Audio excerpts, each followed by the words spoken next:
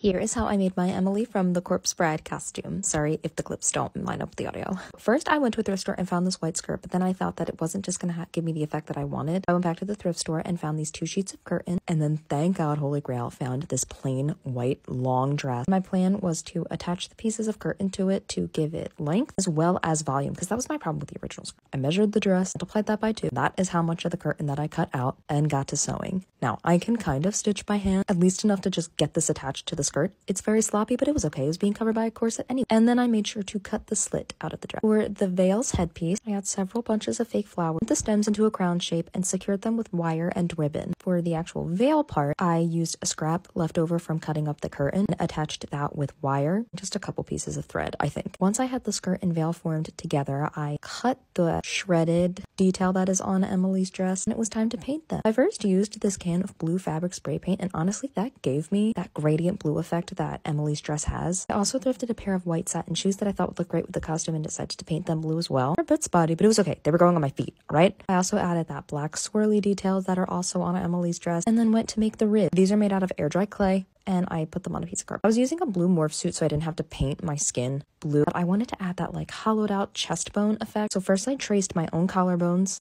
and got to paint. Because I've worked in a haunted house for 4 seasons now, I have had this makeup done to me so many times. I kind of just copied what the artists usually do on me, kept checking my own neck. Here was the finished product of the veil. I distressed that and the skirt a little bit more. Ordered a white corset off of Amazon. Once again, painted it, poured some water on it to once give it that faded effect. For the ribs, I had to secure those to the cardboard with wire. Pull out of the corset, also secured that with wire. Decided to add some cotton, give it depth and realistic. Painted over that with some glue. To add the bone arm, at first I was going to use air dry clay, but too heavy, so I had to use cotton instead. Now, we already owned an Emily wig in my house, but I wanted to just make her look a little bit better, so I brushed it out, put her into some hair rollers, and steamed it while I was testing out my makeup.